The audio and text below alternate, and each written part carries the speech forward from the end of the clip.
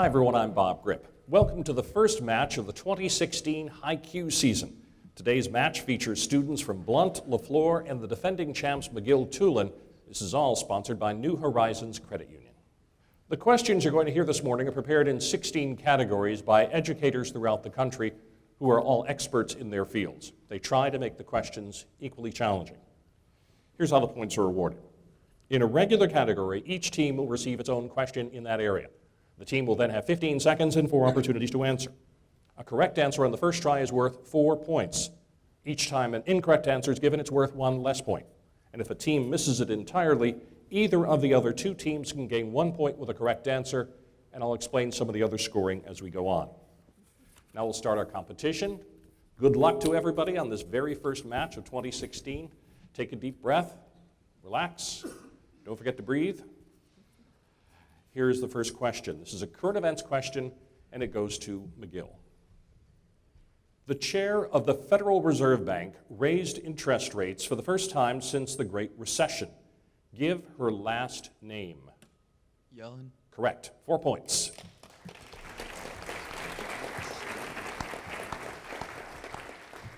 All right, LeFlore, your question in current events. In which state are the first caucuses for the presidential election held next month? Iowa. Right. 4 points. Blount, your question. This climate phenomenon, which translated means the boy child, promises a torrent of extreme conditions, including drought and heavy rains, famine and flooding. Give the name of the climate phenomenon responsible for extremes of weather around the globe. El Nino. Right. 4 points. Great start for everybody. Good. Let's move on now to American history, to McGill. Give the term given to a political candidate who is an unknown and becomes unexpectedly successful.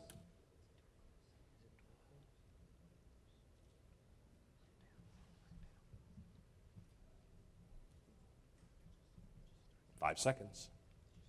Dark horse. Yes, 4 points.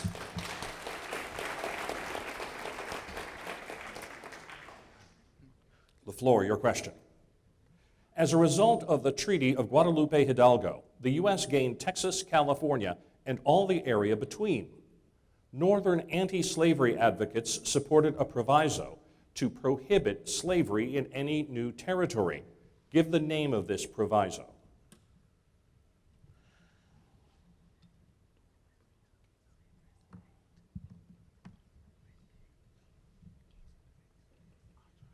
Seconds. The Kansas-Nebraska Act? Try again.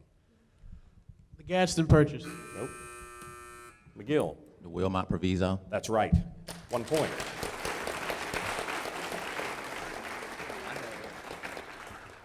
Question now to Blount. The passage of the Kansas-Nebraska Act required that a 34-year-old agreement forbidding slavery in the Nebraska Territory be revoked. Give the name of this agreement.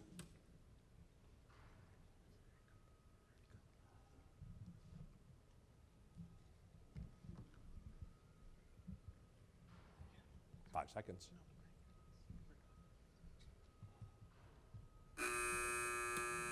LeFlore. The Missouri Compromise. That's right. 1 point. Move on to a new topic now. It's biology. Back to McGill. Identify the type of energy required to initiate all chemical reactions. ATP. Try again. Activation energy. Yes. 3 points. LeFlore. Give the name of the modified fat molecules, extremely polar due to their attached phosphate chemical group, that form the foundation of a plasma membrane. Lipids. Try again. Adipose tissue? Try again. Epithelial tissue? Try again. McGill. Phospholipids. Phospholipids, yes. Blount. Identify the uncoiled and thread-like chromosomes that occur after cell division.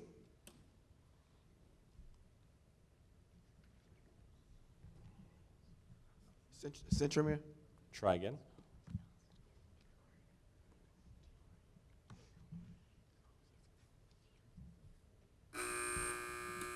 McGill. Chromatin. Right. 1 point.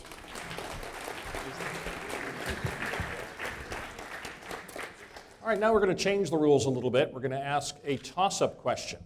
This is, the subject is sports. So teams, hands on your buzzers, please. First team to think you know the answer, buzz in. You get 4 points for a correct answer, only one answer per team, though. So here's a question.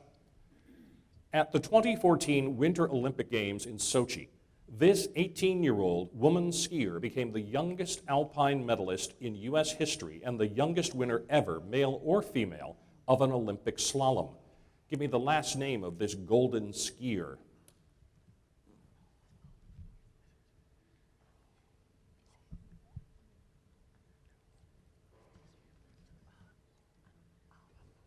Five seconds. Okay, LeFlore. Lynn. What was it? Lynn. Sorry. No. It was Schifrin. Michaela Schifrin. No points on the toss-up. Back to a regular category, it's literature. Back to our home team. At the conclusion of Mark Twain's short story titled The Notorious Jumping Frog of Calaveras County, after the old miner tells the narrator the story about the frog, the miner begins to tell a new story.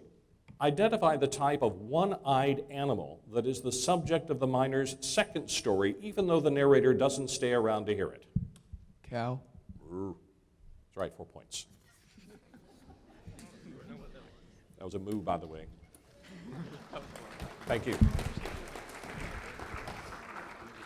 All right, LeFlore, your question. In Edith Wharton's short story titled The Muse's Tragedy, give the name of the Italian city in which Mrs. Anerton had an apartment. Venice, Try again. Milan, Try again. Rome. Yes, 2 points. Rome.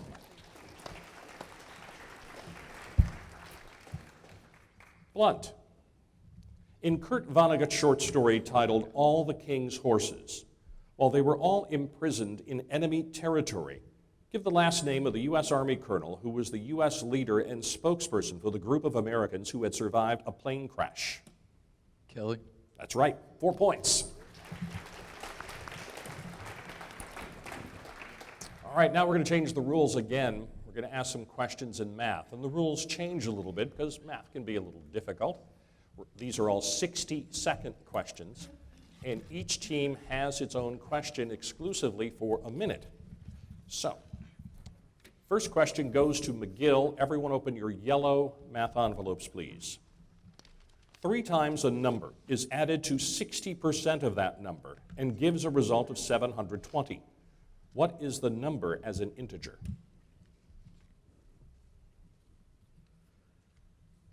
This is exclusively McGill's question for what's left of 60 seconds. We'll have 4 opportunities to answer.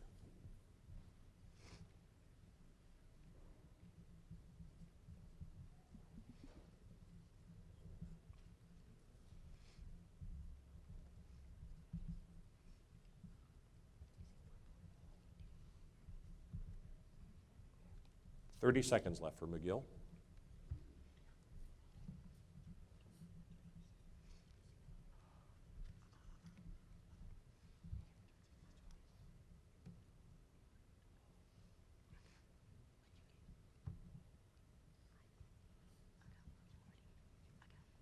Ten seconds.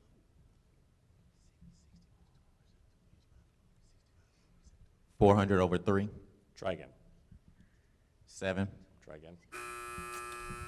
All right, LeFlore, Blount. Anybody want to buzz in with an answer? LeFlore. 20, Sorry, Blount.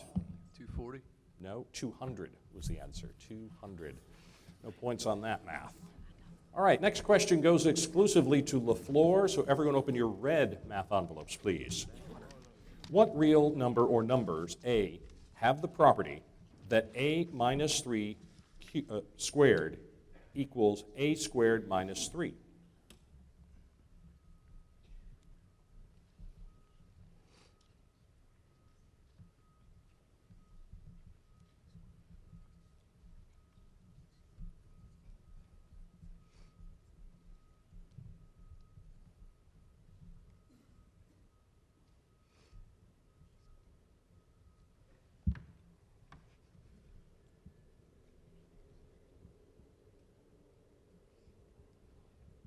Thirty seconds for LeFlore.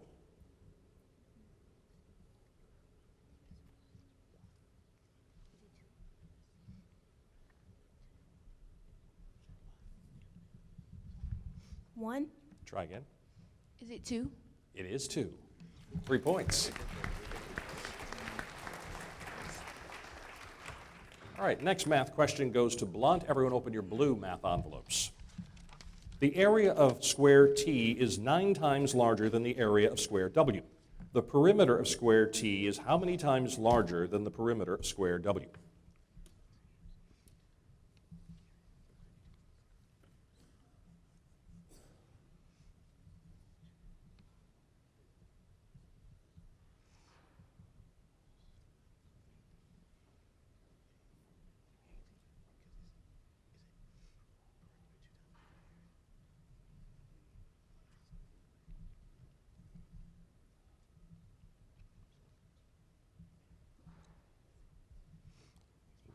Thirty seconds left for Blount.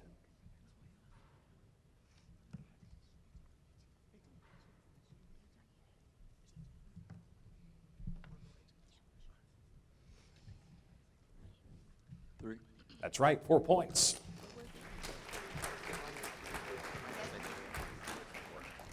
All right, we're going to return to some 15-second questions now. The topic is Shakespeare. Back to our home team. In Hamlet, Act 1, Scene 2, we learn that Hamlet's education at this university is disrupted by the death of his father. Give me the name of this university. Wittenberg. Correct, 4 points. LeFlore.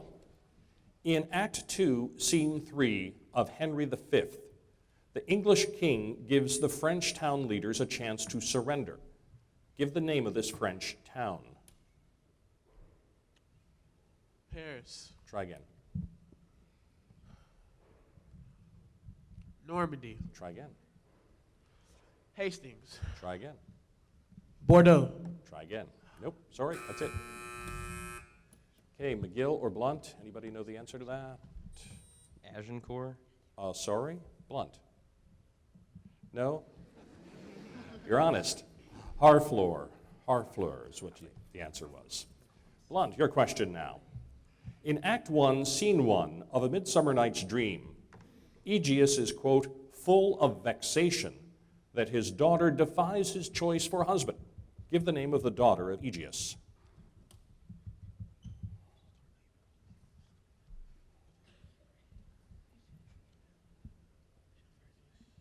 Helen. Try again. Elizabeth. Try again.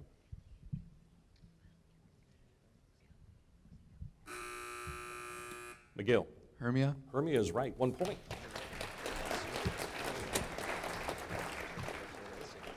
Topic now is geography. To McGill. Many of Russia's natural resources are located in a frigid Arctic and subarctic region.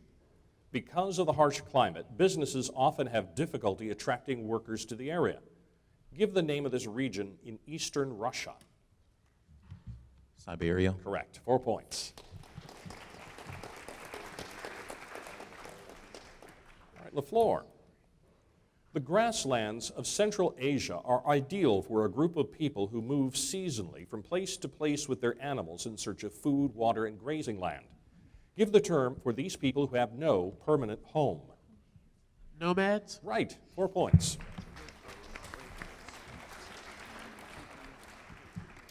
Blount. In April 1986, the world's worst civilian nuclear accident occurred at a nuclear power plant located about 80 miles north of Kiev. Give the name of the city where this power plant was located. Chernobyl. Right, 4 points. Very good. We are halfway through our competition right now. LeFlore has 14, Blount has 16, McGill in the lead with 27 points. And now we'll take a short break while the teams make any changes they wish at halftime. Need a loan for a newer used car, truck, RV, ATV, or even home? A credit union's the way to go. We're New Horizons Credit Union, the largest local credit union in Southwest Alabama, where your deposits help a neighbor purchase a car or home. It goes right back into our local economy. So if you live, work, worship, or go to school in Southwest Alabama, don't send your money to Mississippi or Florida. Go local. Join New Horizons Credit Union. We have roots here, not just branches. Time for our second half questions. Good luck, teams. We'll start again with our home team, McGill, with a question in chemistry. Here it is. State the name given to a half reaction in which the reactant loses electrons. Half-life. Try again. Alpha decay. Try again. Beta decay. Try again. Gamma decay. Nope, team's waiting. LeFlore buzzed in early. Blount. Do you have an answer, Blount? No? Okay, LeFlore. Ionic? No. Oxidation. That's what we needed. Question to LeFlore. Give the name of the corrosive gas produced at the anode in the chloralkali process. Mustard gas? Try again.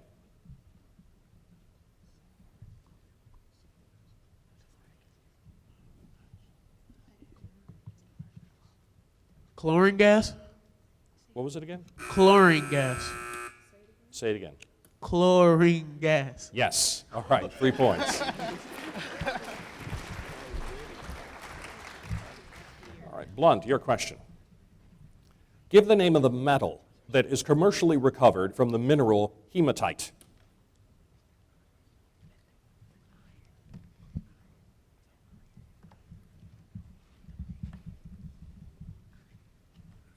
Five seconds. Iron? Yes, iron is right. 4 points.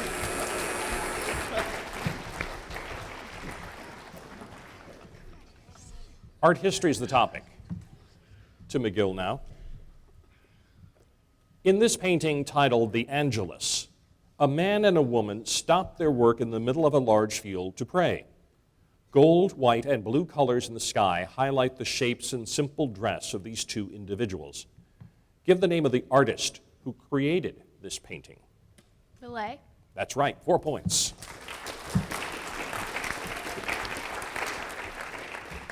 Okay, LeFlore.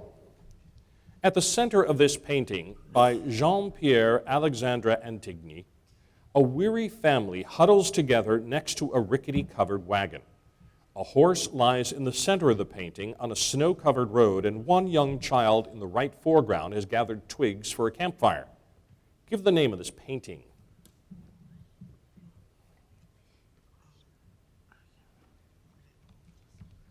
The Gleaners. Try again. The Journey West. Try again. The Family in the Covered Wagon. Try again. Did McGill buzz in early? Yes. Okay, Blount. Any answer? All right, McGill. The Forced Halt. Yes, the forced halt is correct. 1 point. Blount, your question in art history. This French artist was a leading painter in the development of the Impressionist style. A student of traditional painting, he was the most classical and perhaps remains the best loved of the Impressionists. He was a painter of the joy of living, which can be seen in his painting titled Dance in the Country. Give me the last name of this artist. Monet. Try again. Monet. Try again. Degas. Try again.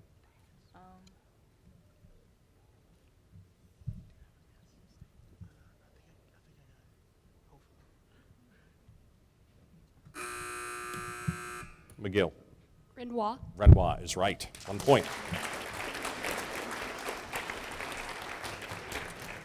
All right, now we're going to change the rules again and ask some questions in team choice.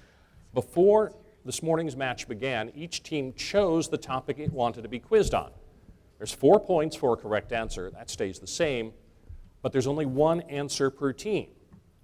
And teams, if I rule the original team's answer wrong, you can buzz in immediately and get 2 points instead of just 1. Okay? McGill, you chose Shakespeare. And again, a reminder to you and me, only one answer. In Act 2, Scene 2 of Henry V, name the relationship of Hostess Quickly to one of the assembled males.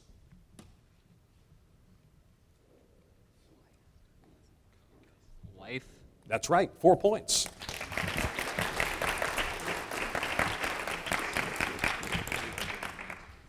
LeFlore, you chose American history. Here's your question. One of Henry Clay's bills in Congress would have created the Bank of the United States.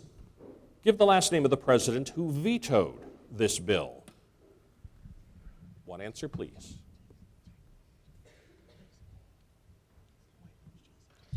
Johnson. Sorry. McGill. Jackson. No. Blount. Any answer? No. It was President John Tyler. Tyler is what we needed. Blount, you chose geography. Here's your question. In the 19th century, the Russian Empire struggled with another great empire for control over Central Asia. This struggle became known as the Great Game. Give the name of the other empire involved in the Great Game.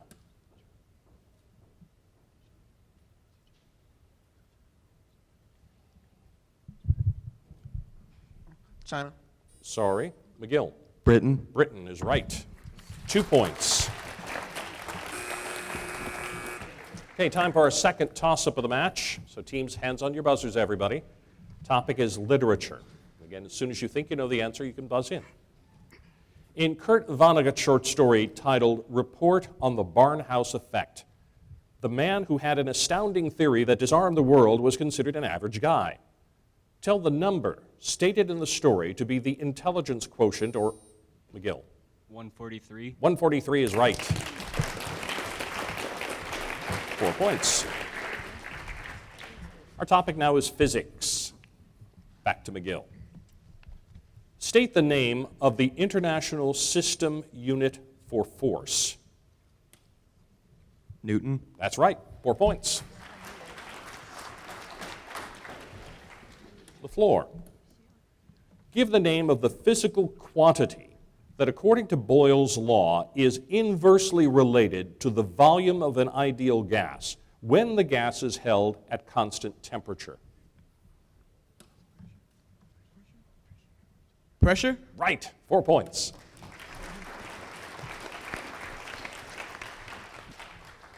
Blount. State the name given to the perceived highness or lowness of sounds. Frequency. Try again. Decibel. Try again. Hertz. Try again. Length. No, sorry. LeFlore, you buzzed in early. Anybody else want to try? Amplitude. No. Okay, now LeFlore? Wavelength. No. Pitch. Talk about perfect pitch. No points. All right, American government is the topic. To our home team. Give the name of the power to interpret laws, to determine their meaning, and to settle disputes that arise within society. Judicial review. Try again. Judicial power. Yes, that's right, 3 points.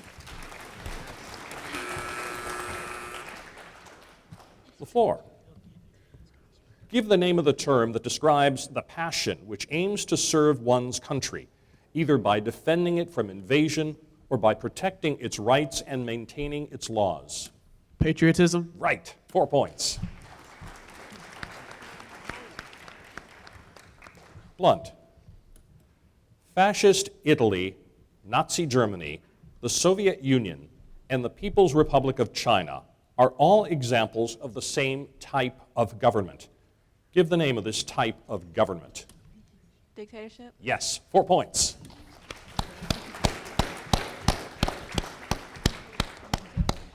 World history is our topic. Back to McGill. After the attack on Pearl Harbor in World War II, the Japanese fleet targeted an island about 1,500 miles west of Hawaii, where a major American airfield was located. However, Allied codebreakers learned of this plan, and American forces crippled the Japanese warships. The battle that took place on this island turned the tide of war in the Pacific. Give the name of this island. Midway. Midway is correct. 4 points. Buzzer was celebrating your correct answer. LeFlore, here's your question.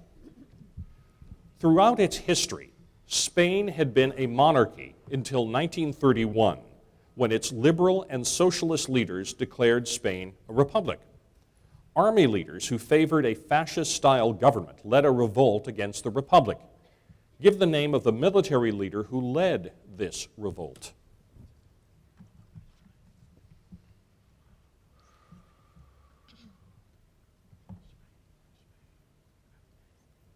Seconds. Smith. Try again. McGill. Franco. Right, Francisco Franco, 1 point.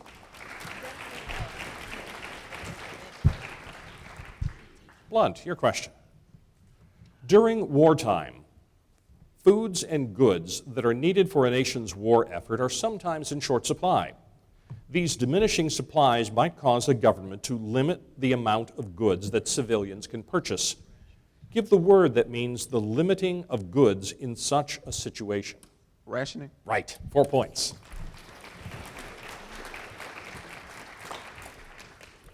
We're down to the last question in today's contest. It's a math toss-up worth 4 points. Everyone open your white math envelopes, please. If u and v are real numbers, so that u squared times v equals 3, and u times v cubed equals 5, what is the value of the expression, the square of the quantity u cubed times v to the 4th power minus u times v cubed? Give your answer as an integer.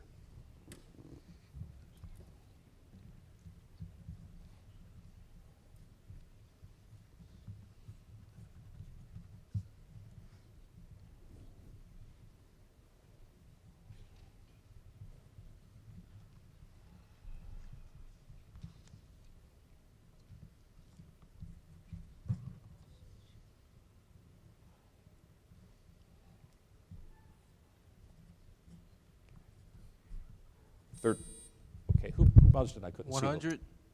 Yes, you're right, 100.